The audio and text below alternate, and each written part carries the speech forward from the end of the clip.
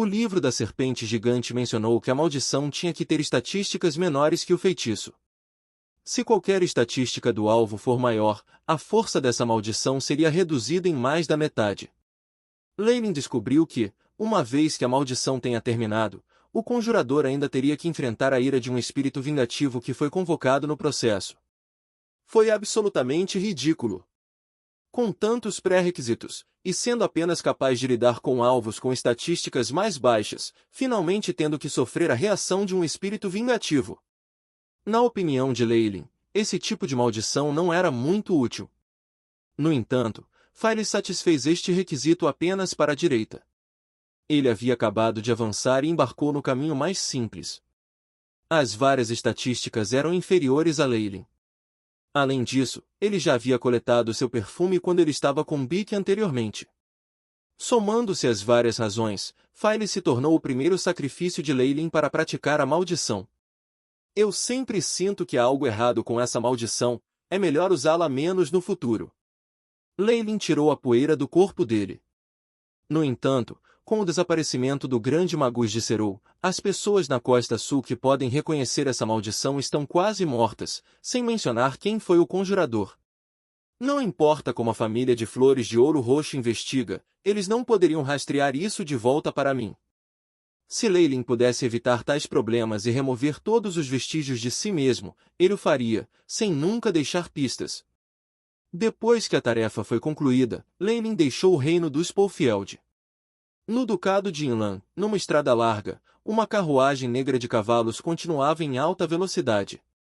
As rodas de madeira, galvanizadas pelo ferro, soltavam rangidos. Como não havia funções de amortecimento, a subida e descida da carruagem era extremamente grande, de modo que o passageiro dentro da carruagem puxada por cavalos não tinha uma boa viagem. Parece que esta carruagem de cavalos alugada tinha todo tipo de passageiros. Havia um velho de barba branca com sua neta, mulheres devassas e até mesmo aqueles comerciantes que usavam bonés abraçando seus pertences com força. No meio deles, havia um jovem negro encapotado. Os jovens tinham cabelos negros puros com algum brilho.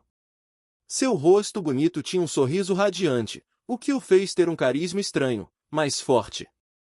Essa pessoa naturalmente era Leyline. Depois de usar a maldição para matar File, ele não tinha mais preocupações, então ele deixou o reino de Polfield imediatamente. Embora as planícies da Montanhas e Termon fossem bastante perigosas para os acólitos, Leyline, que era um arcano que ultrapassava os Magi Rank 1 normais, tratava-o como uma caminhada em seu quintal. Era um lugar onde ele podia andar livremente. Depois de chegar ao ducado de Inlan, Leyline finalmente relaxou. Desde o armistício, houve paz entre a Abyssal Bomb Forest Academy e o Sade Gotham-Hat. No entanto, com o crescente grau de hostilidade, até mesmo os poderes do reino secular foram afetados. Houve notícias de que esses dois grandes reinos iriam à guerra mais uma vez. Nenhuma misericórdia seria dada aos magos oficiais dos dois reinos. Uma vez vistos no território do inimigo, eles seriam cruelmente caçados. Com grande parte dos problemas, Leyline começou a se sentir mais relaxada. Ele abandonou a noção de arar suas viagens como um lobo solitário, e, em vez disso, fez uso de métodos seculares para conduzir suas viagens. Como ele não optou por ingressar na Abyssal Bomb Forest Academy após sua promoção, Leyline não foi afetada ou restringida pelo armistício. No entanto, ele ainda estava em uma posição precária. Como um traidor da Abyssal Bomb Forest Academy, e sem intenção de se juntar ao Sade Gotham-Hat, ele teve que ser cuidadoso enquanto estava em seu território. A mistura entre os humanos normais parecia ser uma boa maneira de viajar. A desvantagem era que as condições de tráfego durante a viagem com os plebeus eram muito ruins. Uma carranca cruzou o rosto de Leyline quando ele experimentou as congestões caóticas e o odor rançoso emitido pela carruagem. Se houvesse uma maneira alternativa de viajar, ele teria, há muito tempo, descido desta carruagem. Em meio à experiência imunda a bordo da carruagem, Leyline notou uma criança vestida de rosa sentada à sua frente e soltou um breve sorriso. A criança adolescente tinha um par de olhos de safira e pele branca leitosa. Ela viu Leyline sorrindo para ela e sorriu de volta para Leyline. A avó da menina sentada ao lado dela viu a interação e imediatamente puxou-a para perto ao seu lado. Ele sussurrou palavras no ouvido da criança, o que fez com que ela rapidamente evitasse a atenção de Leylin. Embora difícil de ouvir, era mais provável que fosse um aviso contra os perigos que espreitavam do lado de fora. Depois disso, o avô de barba branca encarou ameaçadoramente os olhos de Leylin como sinal de advertência. Não afetado pela hostilidade do avô, Leylin soltou uma risada. Leylin sentiu uma aura de familiaridade da menininha. Embora apenas 12 ou 13 anos de idade, ela já exalava uma quantidade estranha de charme, fazendo com que os passageiros da carruagem constantemente roubassem olhares para ela. Até mesmo Leylin ficou fascinado pela menininha. Depois de observá-la por mais um pouco, Leylin chegou à conclusão de que ela tinha a linhagem de um feiticeiro. A força dos Varlocks veio das linhagens. Seus descendentes também carregariam traços de sua linhagem.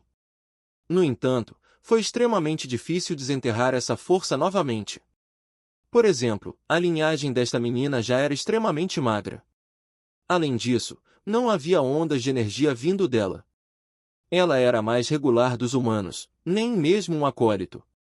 Além disso, quanto mais longe da primeira geração Varlock, a linhagem se diluiria lentamente ao longo das gerações, finalmente se transformando em humanos normais novamente. No entanto, na segunda e terceira gerações, ainda havia bastante linhagem de sangue de boa qualidade herdada. Por isso, os Varlocks tendem a se reproduzir frequentemente para estabelecer sua própria família. Leylin, por exemplo, era uma linhagem de primeira geração. Se ele tivesse descendentes, a linhagem de seus filhos e netos também teria a força da serpente Kemoin gigante. Este cenário era um pouco semelhante às famílias dos magos, mas diferente. A principal coisa que os magos queriam transmitir era sua aptidão para a alma. Cada geração pode ser um ser humano normal sem aptidão. Além disso, embora tanto os feiticeiros quanto os magos mantivessem a linhagem em consideração, os magos não se importariam de aceitar sangue fresco para elevar os genes transmitidos pela família, o que às vezes poderia exceder a dos ancestrais.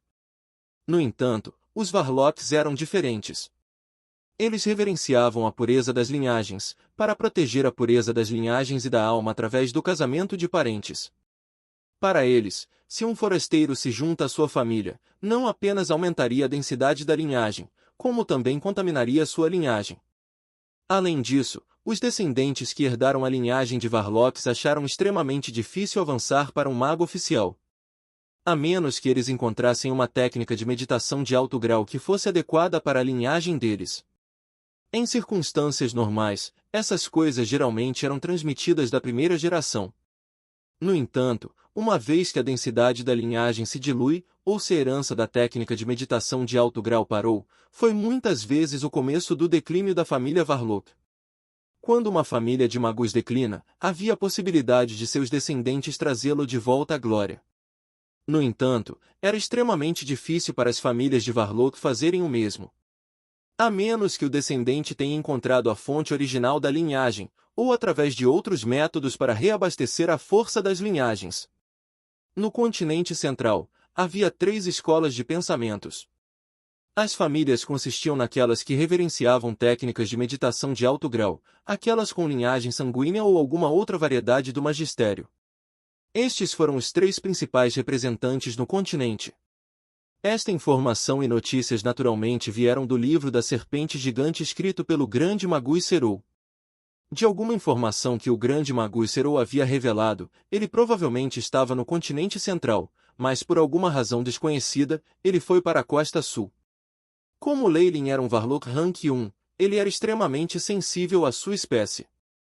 No corpo do velho velhote, Leylin não conseguiu detectar um único vestígio da linhagem. Era muito evidente que ele não era o avô biológico daquela menininha.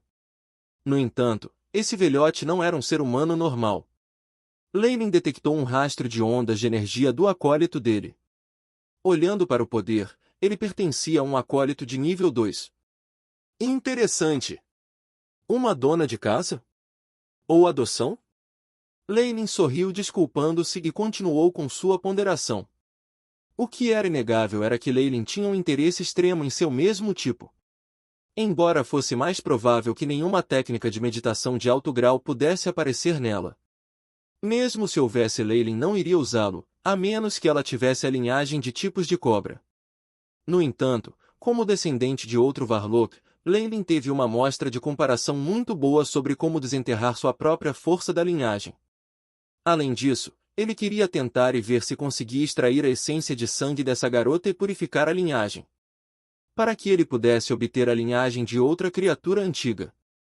O destino da outra parte era também o Great Kenyon Margaret, que coincidia com os planos de Leylin, então ele naturalmente dissipou o pensamento de viajar sozinho.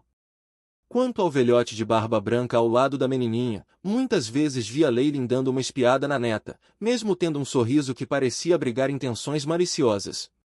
Então, naturalmente, sua expressão não era muito agradável. No entanto, ele não descobriu a identidade de Leylin, apenas tratando-o como um mero humano. Após o avanço anterior, Leylin gastou muito tempo e esforço para ter o AI-chip otimiza sua habilidade de mudar de forma novamente.